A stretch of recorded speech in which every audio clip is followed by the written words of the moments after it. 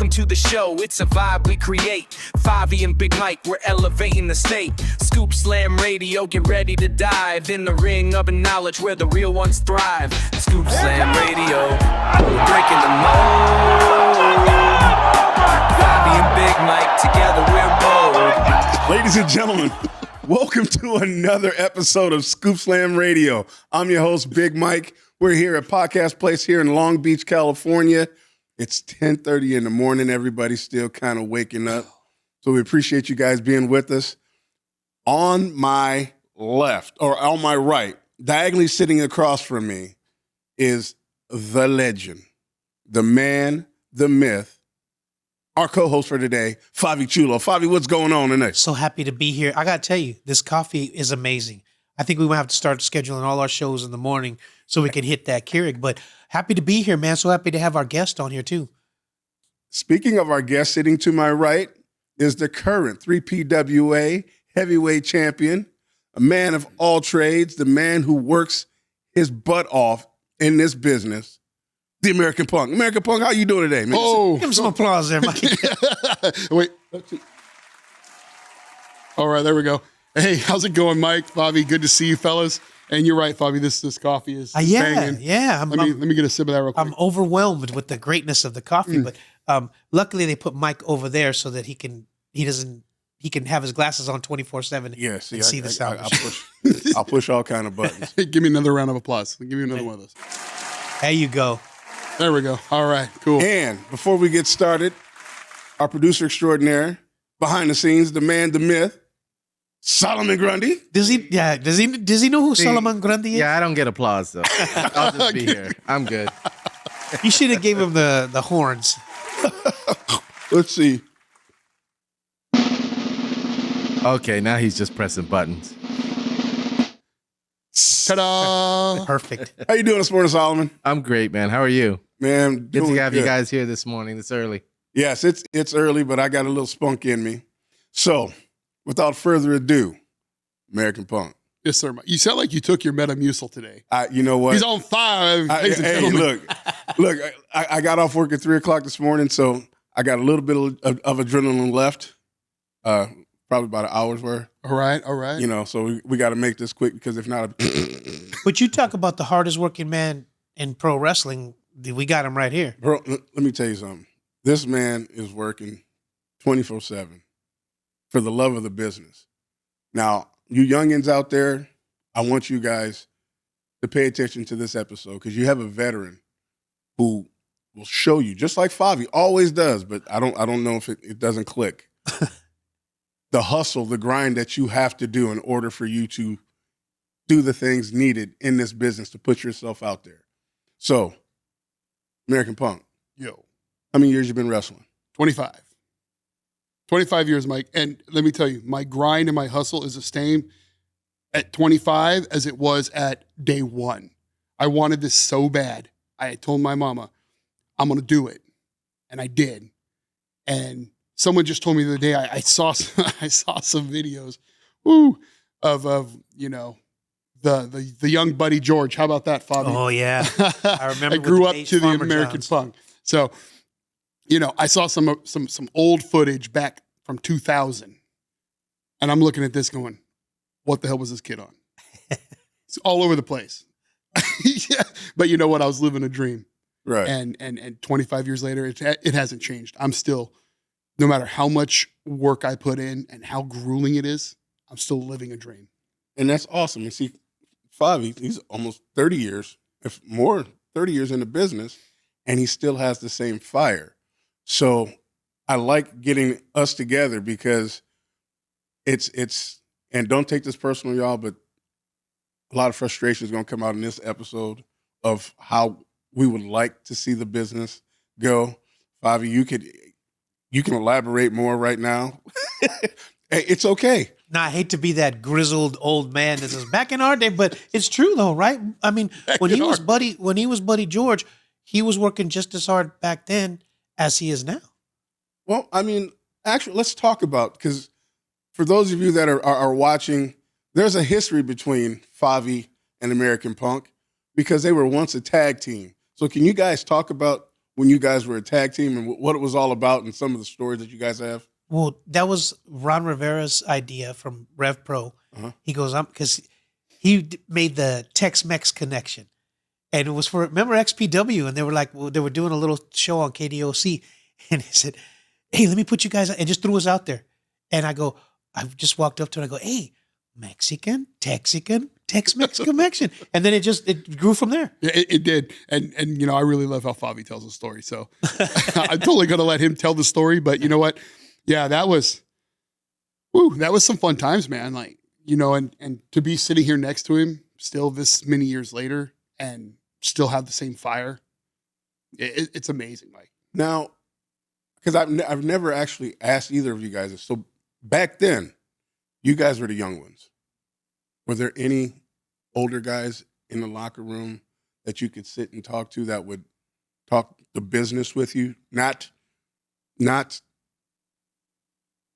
rings, not really ring stuff per se, but just the business behind what it took in order for you to be pro wrestlers, what you had to do, as in getting yourself out there.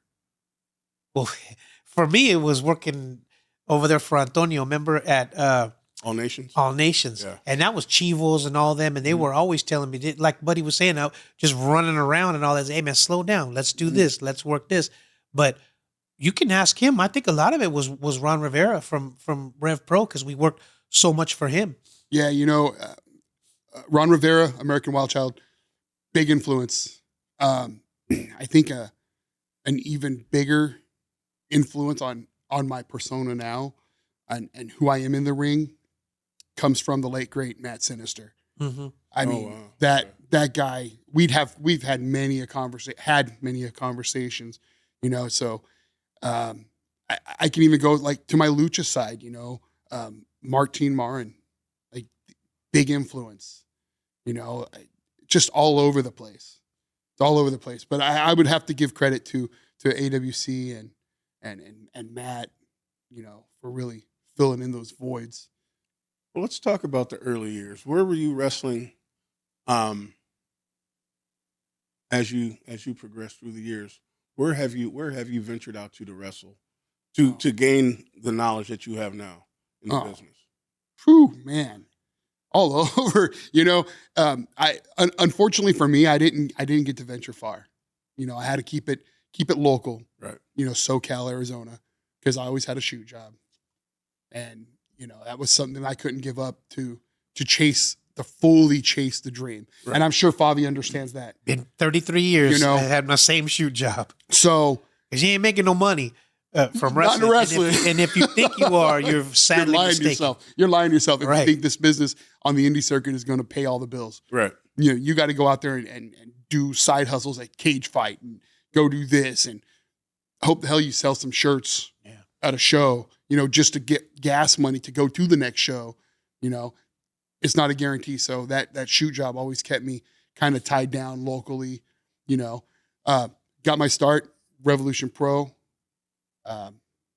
American Wild Child. Ron Rivera saw something, put me out there, and that was that, you know. Rev Pro, AWS. I was the inaugural Revolution X Extreme Core champion. If I could change something in the day, I would take the Extreme Core stuff out of there. You know, the thumbtacks and the barbed wire and the cinder blocks and the chairs and the table. Well, maybe not the tables because I have a cool story about that. But, you know, it's done its toll. It's taken its toll, you know, and just being able to travel even to Arizona or up north to Sacramento and do a show like last minute or it's amazing, man. Like, just hit the road and be who you want to be for that weekend. Let that fun side come out. Right. And then it's back to business. It's back to the shoot job, you know? So have being that it's the later years,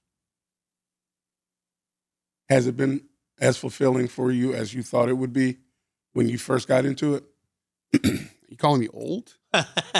Look, Son, back in the later Yes. years. Well, the thing is, and the thing is, Mike's been around for a long time too, because he was there during All Nations and when we were going through WPW with Martin Marin and people like that. But it seemed like it was more like a family back then, because we would go to Martin's in Newport Beach, and his wife would make full blown dinner with pot roast and all that. So I enjoyed hanging, and same thing with Rev Pro. It was more like a family traveling together, everybody. And now it seems like with the YouTube and all that stuff, it's just like all about me. I gotta be me, and I gotta go over, and can you talk about that? Oh man, that How is much of a family it was back then? the family. It was so tight and so close. You'd have a show, end of the show, you clean up, go get some grub. Everyone, and I got to say, there are a few guys now that still like to do that, like Mikey O'Shea. Yeah. He loves to go out and have, have food, grab a bite with the people that are there, that are your family. I mean, Right. Wrestling should be a family. We're all out here for the same purpose. Not that, hey, I got to go over here. I'm this champ over there, so I got to go over here. It just doesn't work like that, man. We're all here to put on a show and entertain the fans, the crowd, keep them at the edge of their seat. Does it seem like the brotherhood isn't the brotherhood that it used to be? It's not. Just with the vets, probably. Yeah, well, I guess Older vets. us older guys. Yeah. Us older guys. Yeah, we all like to people that have been in the business for 10 plus, 15 plus years. I think they still have that kind of mentality of, hey, we're here to be a family and do things together and make each other look good. It's not about me. It's not about me making me look good. It's about me making Favi look amazing in that ring. I could care less what I do. You make me look good. And see, that's where I think I agree, because everybody wants to get their spots off instead of just tell the story. Let your wrestling show who you guys are. Right. Instead of, hey, I got this spot, this spot, this spot, this spot. And then when things change up in the ring, you come back to the locker room and, excuse my French, but you're bitching and moaning because you didn't get all your spots in. Yeah. Right. And it's Well, dude, just wrestle and tell a story. Go But ahead, that's what him and I were talking about before. I forget what show it was, but he was saying, I'm comfortable enough in what I'm gonna do that if I don't have to go over every match or whatever. I know I'm gonna do what I'm gonna do, so the people are gonna say, I want to come back and see this dude again. Which was a good example is when he wrestled AJ for the belt, and Right. I came out the locker room and there was nacho cheese flying Everywhere. But talk about the evolution of that coming from back in the day. I always called him Playboy Buddy George. Don't ask me why. Don't want to know where the Playboy came from. But coming from you that, know. and we were doing that, and we ended up. Okay, let's put it this way. Sorry, Ron Rivera was one of the first people that wasn't afraid to give you the shot, because when we went over to XPW and R-Truth was coming in, he was completely comfortable with putting us two against them, and what's a Big Baby Slim Baby or Slim. whatever from there. So I think that was the key. Right. So talk about coming from there, where Ron gave us the shot, and then you evolved into American Punk. Oh, and by the way, and then there's a story behind that, the tag team title, the tag team match with you guys and Oh yeah, we'll let Bobby tell it. We'll 'cause let he you tells tell- it. we'll let you he tell doesn't the- tell it good. Yeah, we'll But let our you tell the truth. man, There's only one place, there's only one company that you would be able to do that, and that's XPW. Oh yeah. And when R-Truth said, dude, I want you to drop the N-bomb on me or whatever, I turned into Instant Rain Man. I was like, oh God, we're in trouble. No problem.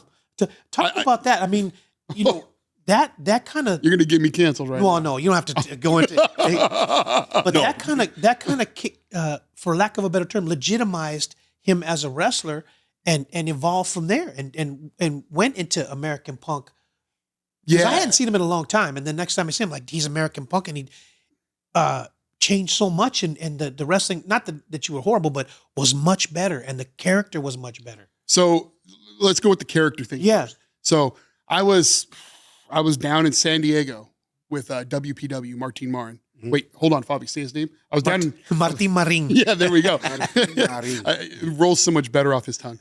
So I was down in San Diego doing a show for Martin. And he's like, hey, I got this idea. I'm going to tag you up with Americano Links. And you guys, I'm going to bill you as the American Punk. I want you to wear some the Atomics American flag pants, whatever. Yeah. And I'm like, well, all right, well, let's see where that goes. You know, I have a little different idea now that I'm going to control this gimmick. So I did. I changed it up a little bit, but it fit because I'm true blue, red, white, and blue, man. Like American, Right. to the core. And I'm not one to like follow rules. I make my own path. You know, my wife tells me that all the time. Like, oh, you know, you're lucky when you were growing up that there wasn't cameras like there are now because you wouldn't be sitting here.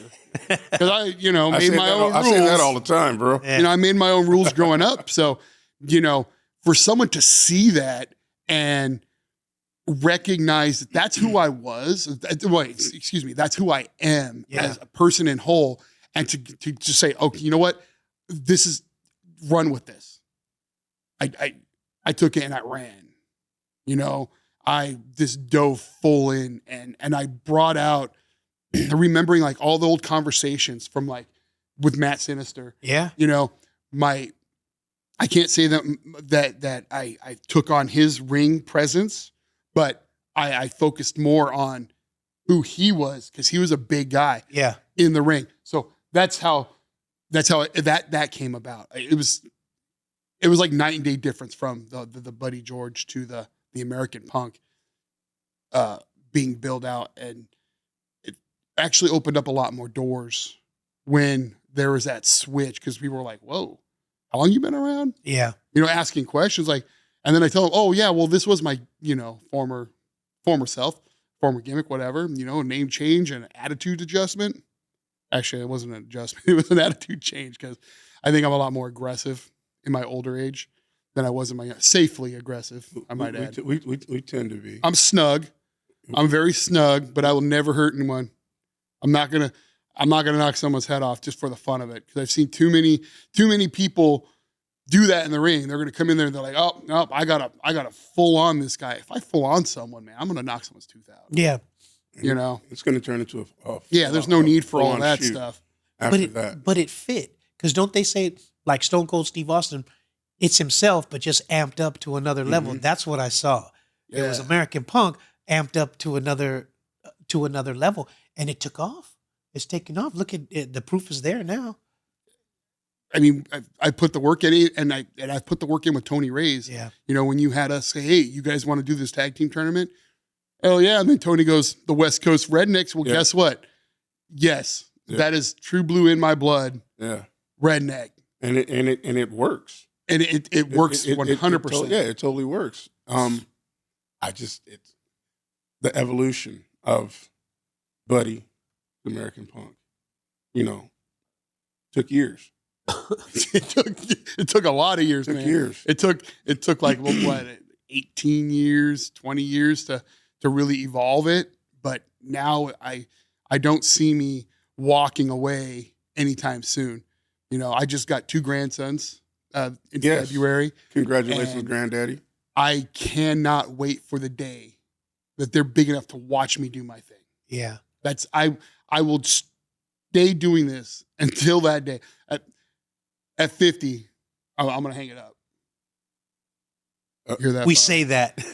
I said that 10 years ago when I was 50. So, but it's in the blood, man. You can't get rid of it. You can't. And it's that drive to like be out there and have a crowd reaction. Mm-hmm. You hear your music go off, and then, oh, hey, there goes the adrenaline spike and all that other cool stuff. And it's the passion and the love that you guys have for the sport that you continue to do it. If you didn't do it, if you didn't have that passion, that love, we wouldn't be talking about it. Well, let me ask you this.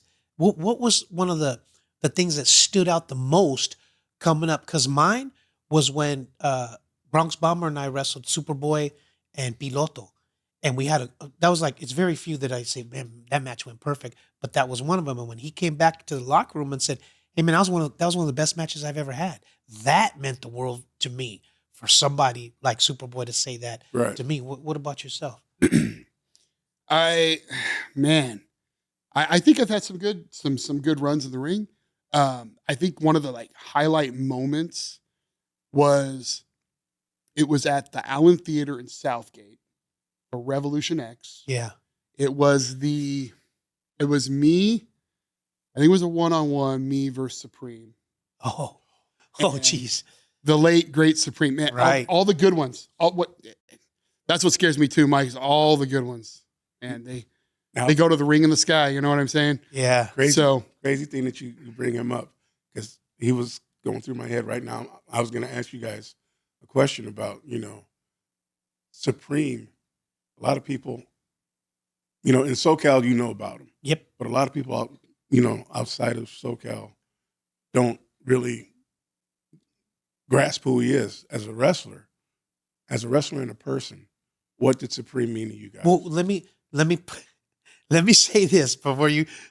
When we had the show over on Sunset in Hobart, it was Supreme, Chaos, and White Trash Johnny Webb that came down in a studio like this, and it was a radio show, not podcasting, and went over to parts of Santa Monica and stuff like that.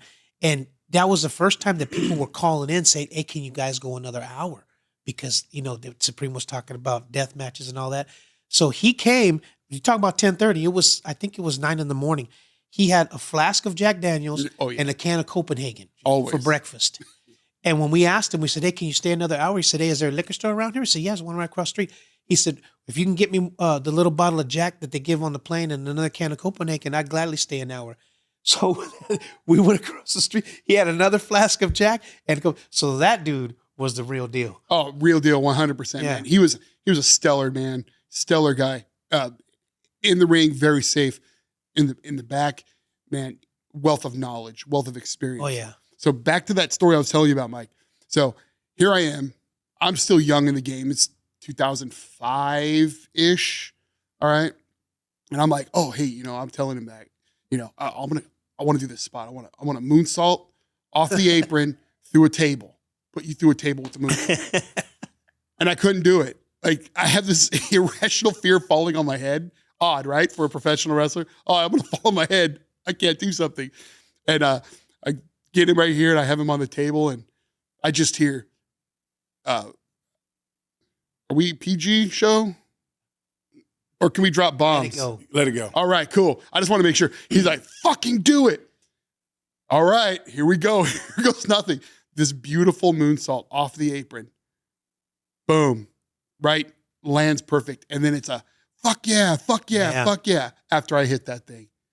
Here we go. Here we go, Favi, just breaking kayfabe right open. Yeah, big We're just time. kicked the door down. Like, we kicked it down right now. It's been kicked down for years. Unfortunately. Yeah. Unfortunately. And to tie that in with the brotherhood, kayfabe being broken, as it's broken the system. Yes. It's broken the brotherhood. Yeah. Yeah. That is the fall of the brotherhood. And that is the fall, honest to God, of pro wrestling, because this backbone was the brotherhood. Yep. It was like, I hate to use this analogy, but it was like the mafia. Yeah, definitely. You weren't allowed to get into the business unless somebody in the business thought that you were that good to get you in. Go, Fabi. Well, when I first started training with Pistol Pete, I didn't get smartened up till at 1 year of training. So how long did it take for you before you got smartened up? Oh, so the whole training thing, it happened quick.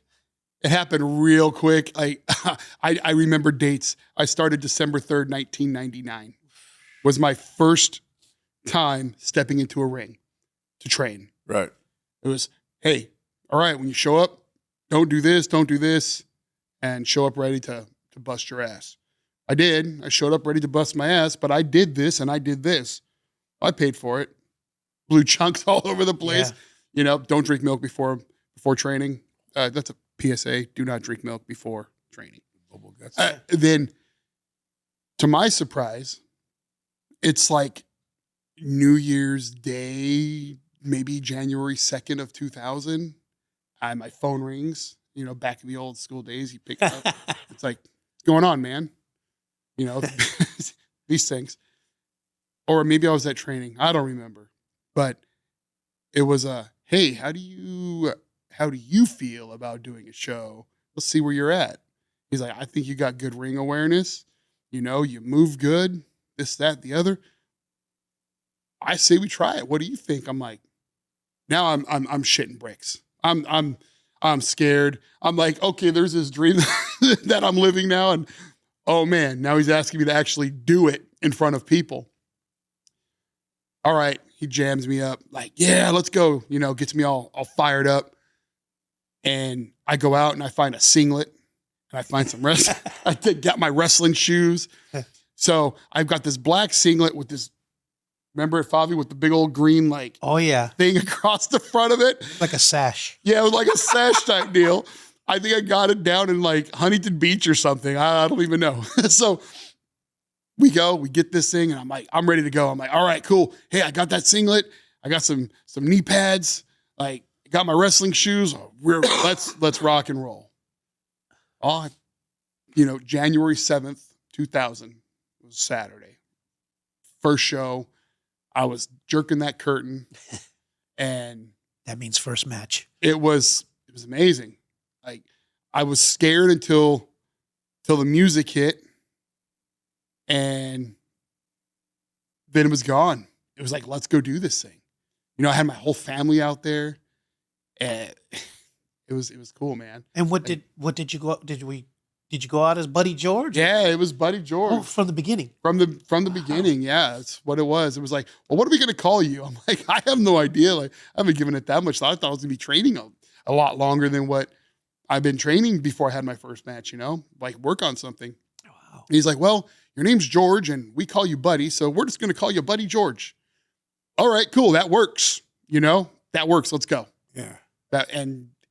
It just, that's what set everything into motion. And now here we are, you know, just past 25-year mark, and I'm still rolling, still in motion.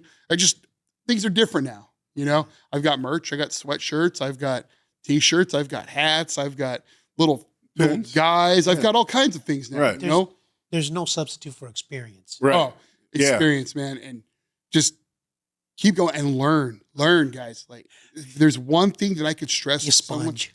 never stop learning, never stop listening to someone, because it doesn't matter.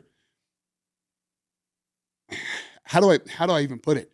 Like, when you stop learning, you start growing old. Oh Yeah. You stop living. Exactly. So always learn, always live, and keep chugging forward.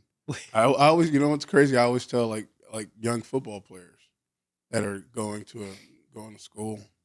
It's like, keep your eyes open, keep your ears open, keep your mouth shut. Yeah. Ask questions when needed. Ask questions that you need to be answered. Other than that, take it all in. 100%. Learn as much as you can. Yeah. You know what I mean? And so it's the same thing in the business.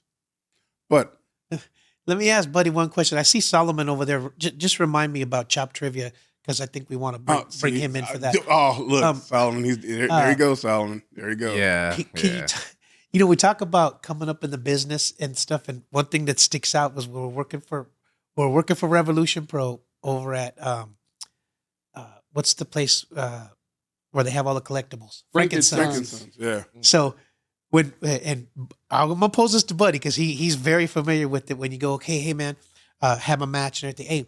Hey, can I get paid so I can get out of here? I got to go to work tomorrow. Let me talk to you for a minute. When you hit it, let me talk to you for a minute. But Ron, I never had a problem with Ron because we learned so much and he got us so much work and was willing to put us against good people and stuff. He said, well, we didn't do as well as I thought it would. He said, so I can't pay you in cash, but I got some hot dogs over here. I go, and I got some videos. That's when he made the deal with XPW. He goes, so I got some Triple X videos over here, which was on a DVD, and I didn't even have a DVD player yet. He said, or you can, I got the barber here. He can give you a haircut or whatever. So your choice was a hot dog, a haircut, or a Triple X DVD. Now look, hey, look, Solomon's over here laughing. Yeah. It's no And joke, I man. was like, well, I don't even have a DVD player, and I cut my hair bald almost. So I take a couple of hot dogs or whatever. But first of all, you remember that, or you remember those paydays? And Man, what was the I one do. you remember? I do remember those. Or the, hey, house didn't do as well as we thought we were going to do. Can I get you next time? And- Never bothered me though. But So same. So Yeah. for me, wrestling is a passion. yeah, It's a love, and it's everything that I always ever wanted. So to not get this huge payday or whatever, it was no big deal back then. It was like, oh, sure, I'll take a hot dog, whatever. Oh, well, what kind of videos we got here? Oh, let's look through the Extreme Associates stuff. Yes. Oh, man. Oh, whoa. Okay. Like, maybe I'll take this one and a hot dog. Is that cool? And this, hey, don't get crazy. Yeah. It's like, hey, don't overwork it here. You know? So, and the barber thing, like I was like, I kept my hair Yeah. short back in the day. Like now it's a head full of everything going on, So You ready to I'll take a couple hot dogs in a video. you ready to become a pro wrestler now, Solomon? You see what we go through? Yeah. Let me tell you, it's taken a wild journey, Solomon. Well, give me a couple of tickets first. I wanna see what I'm getting into. Well, what are you doing tonight? Well, speaking of that, Yes. Big show tonight. American Punk is defending his 3PWA heavyweight title. Let's talk about the American Legion Post. Talk about it. 295, Cypress, California. Show starts at 7. If you hit me up on a social at American Punk on Instagram, Facebook, TikTok, I don't know what other ones. I'm not a big social media guy, but I try my best. I try to put it out there. If you hit me up, I'll give you a discount on a ticket. I have a few more I want to get rid of. I want to offload. Right. So We got VIP seating anywhere? we have front row seating, bro. Take a jacket. It gets cold out there. Yeah, it's unfortunately, because of this post, it is an outside show. It will be cold, so bring a jacket. But yeah, hit us up. Tickets available at the door. Well, let's talk. Are you defending that Yeah, belt? let's talk about the Let's talk about the match. It's a mystery opponent, Oh. Uh-oh. so I don't know what's going on, how it's going down. I just know I'm going to show up and I'm going to do what I always do. I know that's right. I'm gonna slap someone upside the head. This is gonna be a pretty big show. Yeah, it's a nice card. It's a nice card. Tony Ray's defending his Legion of Valor title against Victor, Oh, yeah. the Russian guy. Yes. Yeah, man. The USSR is not coming back together. Just as another PSA. Or Putin might hear that. Whatever. So we have a huge battle royal tonight for a number one contender spot for whomever has the title at that time. Well, 3PW itself has been really making a rise in the SoCal scene. They've been doing some really, really big shows. I was booked for the one that you guys were going to do over in Corona, UFC, and we were all ready to roll. Yeah. And then, unfortunately, we were talking about taking these big bumps and things like that. Chris Bay, tell him what happened to Chris Bay, and he ended up canceling the show. Yeah, the big bump, things happen. He got hurt, and then we had venue problems, and, the show got postponed. That was such a huge show that just kind of fell apart. It was going to be huge. It was going to be Chris Bay on the show. It was going to be me versus Danny Limelight. Yep. That would have been a big match. That'd have been a great match, actually. Not that he's not, but to legitimize that title, you put him up against Danny Limelight Rivera, who wrestles for New Japan, and that would have really, FSW, so on and so forth. Definitely. It would have been great. Yeah. I look forward to that match coming back around. Not saying it can't. 3PWA. This year we have goals. Yeah. We've got our cannon set and we're launching. We're going to go big this year. This is a go big or go home. Money talks, bullshit walks. So let's take it. Do you think it was a sign of things to come? Because it's too bad you couldn't have brought that clip. Chris Bay was training and nobody showed up, and he was doing moonsaults and he hit that top rope and it just collapsed. And I thought he was dead. Did you see that clip of him when he was? I did see that. Dude, he just fell right, and I thought he was dead. He was just training. He was okay. Yeah, he was just training, and he was doing. He got up to the third and went to do the moonsault, and when he jumped on that third, it collapsed. So then, and then he took off from there, and then he ended up. Did he break his neck or? A part of the neck. No, I didn't follow back up on that. Hopefully, we'll see him when we go to Vegas in April. Okay, that'd be a good thing. Yeah, we're talking to Solomon about those clips. You to see that one, you went, oh man, I was that's crazy. cringing on those other ones. Oh my god. Oh yeah, there's been a lot of cringe moments out there. He'll make up for it in Chop Trivia though, so don't worry about it. So let's take a right turn. I have another question for you guys. The business now, since Old Man Vinny's been gone, the collaborations that's been going on between WWE, TNA, AEW, New Japan. if you've been following it, who do you think has the better? What's the best fit relationship going today? Because me personally, I like WWE and TNA and how they're doing things. You have Forbidden Door, and you have that, but you guys, Fabi. Well, put it this way.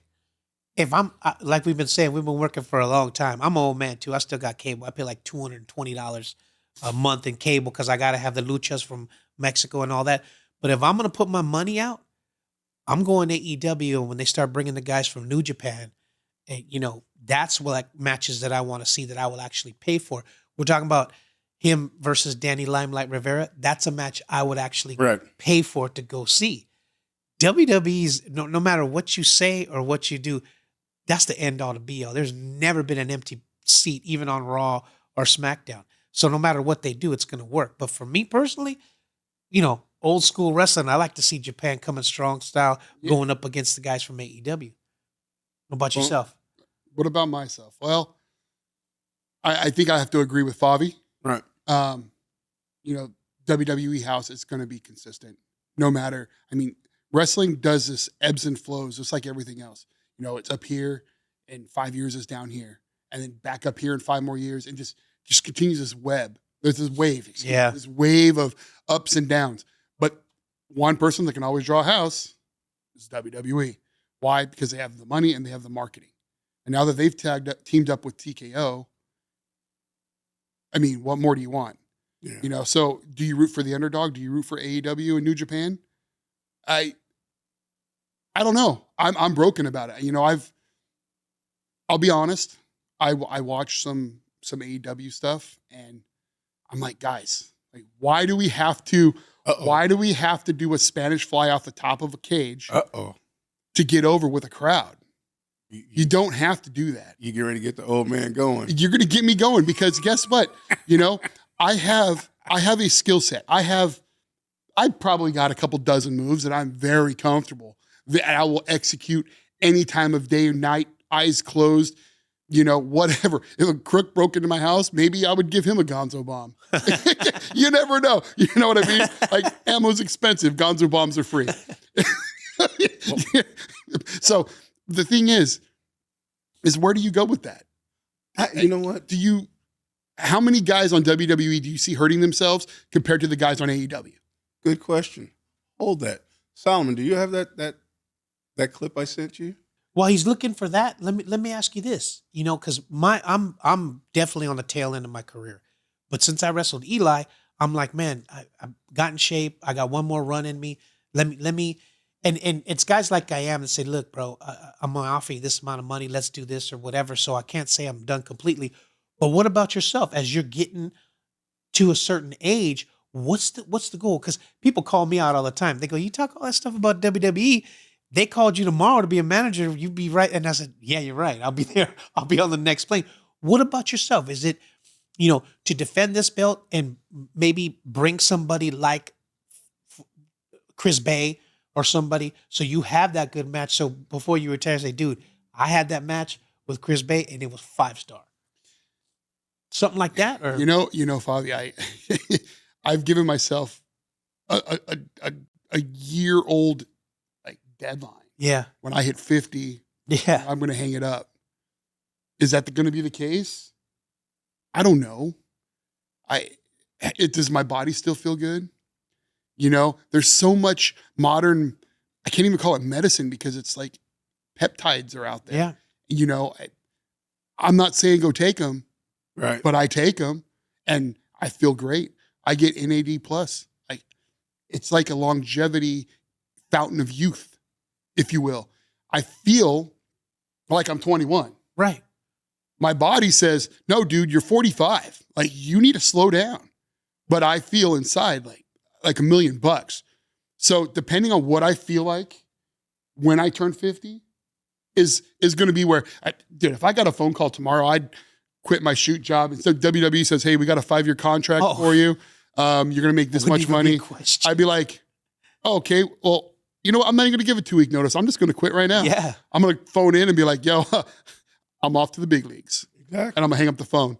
Even if AEW called me up and says, hey, man, You want to come over for 5 years? We'll offer you this much. It's a guaranteed contract. So you can't do nothing on a handshake. Nope. You got to have something written, black and white, right there. Like, there's no getting out of this contract unless you pay me out. But even Then, yeah, we're in. with this belt right here, what would be the big match? I mean, like maybe somebody like a Eddie Kingston to come down, and defend that belt. And dude, I had the biggest 5-star match of my career. I'm good, or anybody in particular that would come down and make you say, Yeah. "Hey, bro, let me have this match, and I'm good with it." Right now, Fabi, I couldn't say that, man. Yeah. I couldn't say, hey, if I had this match right now and we killed it, we knocked it out of the park, I'd be done. Yeah, it's in the blood, man. You know what? Can't stop. Maybe if D'Lo wanted to come out of Yeah, see something like that. that would be cool. I'd just put it out there. D'Lo comes out of retirement and says, hey, I'll take you on, Punk. Let's go. I don't know. Again, I would pay to see it. All right, we got this clip. If Let's you guys All right, want to see check it. this clip out, you Let's see guys. here. Speaking of what we were talking about. Yeah, no. I can already see the out. setups. This is all bad. Good This is all Lord. bad. Dude. Nope. Please. Now.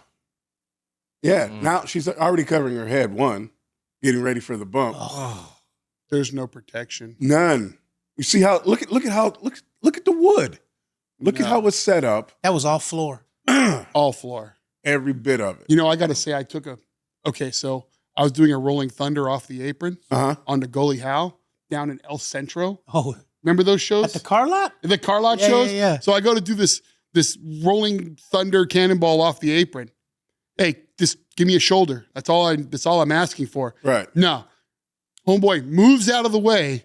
And about that time, I was probably like 350, 360 at the time. Woo. You have that momentum coming off. And big guy, but I still move like a butterfly. Right. Uh, Yeah. I've always been like pretty agile, which is kind of cool.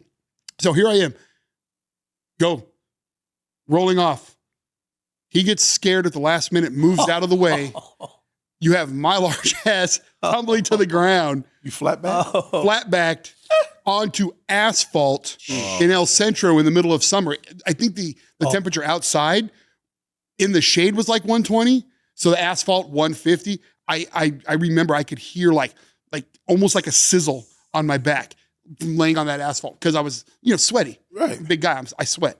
I'm laying there and it's like, I'm like, oh, well, yeah, that is uncalled for. So that's that I titled that, why would we do that? And who would book that? We going into that conversation? Because we can have that conversation all day. Hey, y'all know me. Yes, we're going to that conversation. Controversial conversations right here on the Scoop Slam As podcast. far as That's how hardcore we go. matches? As far as why are the young ones thinking that's what's needed? I think because they don't know any other way to get a pop.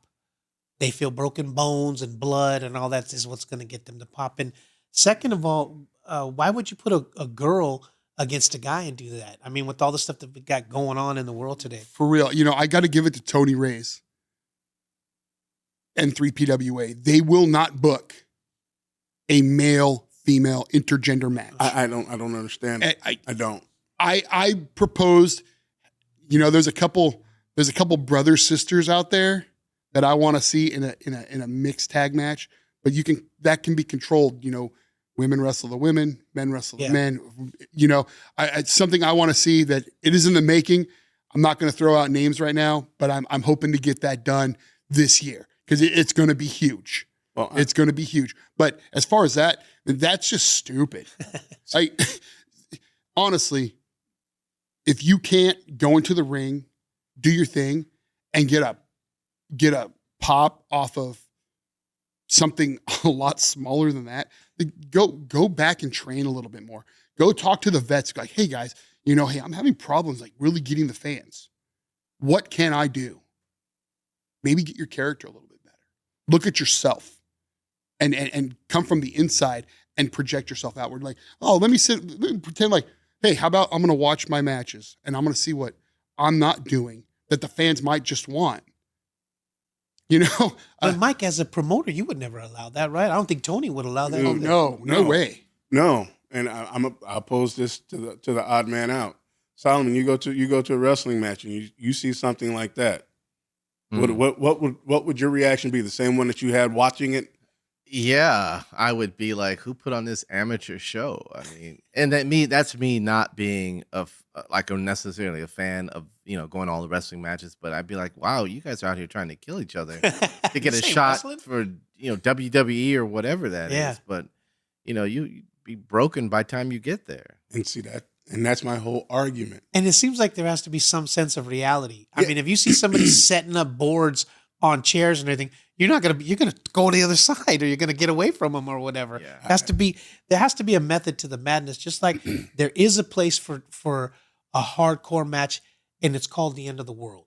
100%. You two go back and forth. That third match, you know what? Let's go no rules. 100%. Or let's go Or in the dog cage. collar. Exactly. Or a cage Exactly. match. Case in point, and I know Favi didn't like it, but the Tony Storm match, and the AEW, and all the blood. Too much. My thing is this: that was the end of their feud. So that was like that. I understand, but that was like the Piper Valentine dog collar match. The Buzz Sawyer, Definitely. Tommy Rich. Yeah. The last Yeah, battle that of makes Atlanta sense. was the last. You know what I mean? So because Tony Storm has already gone into something else. She has another opponent. So I could see where the tables, the dog collar, the cages. So basically what you're saying is, instead of the chop trivia, we should have Solomon take a bump in the thumbtacks to feel exactly how it is, and then he can get a feel for what that Solomon, match is. don't do it. I'll tell you what it feels like. Don't do it. I Sucks. He is trying to get It me sucks. killed. I'd rather man. you powerbomb him on a pile of Legos Yeah. than put him through tack. Come on. Or beer bottle tops. Oh, We were gonna do that. oh. We had probably about 1,000 beer bottle tops, and it was a 3PWA show at the Legion, and it was sitting in the bag in the corner, and it was actually in the last cage match, and no one grabbed them. They were smart. No one grabbed them. It's like, nah, I don't think I want to put myself through that. We're good. They were smart. But I mean, it goes back to you were getting ready to say you have 7 or 8 moves Yeah. that you do in the ring that are pretty much, those are my American punk. Those are my moves. Yeah, those are what you get a skill, you get like 10 moves, 10 things that you can do flawlessly. I probably have a couple dozen, but do I bring them all out in a match? No, because guess what? Dude right there is going to get tired of seeing this. He wants a story. That's what fans want. They want a story. They want to They see. either want to go home happy, or they want to see you get killed on the next Right. match. And that's what independent wrestling is lacking. Lacking. now. 100%. Everybody wants their 15 minutes of fame. You know what I mean? Me. Right. Instead of telling a story that can be told week after week, month Correct. after month, until Show after show. show after show, until there is an end. Yep. So You know what let's I take mean? this So story. it that's how you keep butts in the seats. Yes. And AJ Mana and myself. Dude, that's It started in Corona Mhm. when he attacked me Mhm. outside parking of the lot. In UFC the gym, parking lot, and he yep. cut off my beard. Yep. He lit a fire inside of me. He sure did. He lit my Norse blood on fire. Yeah, you did. And what happened? He paid for it. Mm-hmm. Did we know that there was going to be a title match? No. But guess what? I came out victorious because he set me on fire. And we took that fire from 3PWA. I fought my ass off at your PWA show so that I could hope to have him in the ring again. Did he win fairly? No. He had his feet on the ropes, but that's okay. He still won. I'll give it to him. He outsmarted me. That's cool. Right. But guess what? I'll come back. Yeah. I'll come back because the war ain't done. That was a little battle on a little battlefield. That's right. That's the best. This has thing been a about war. pro wrestling. He's going to get that rematch. Yeah, there's always going to be a get I'll come.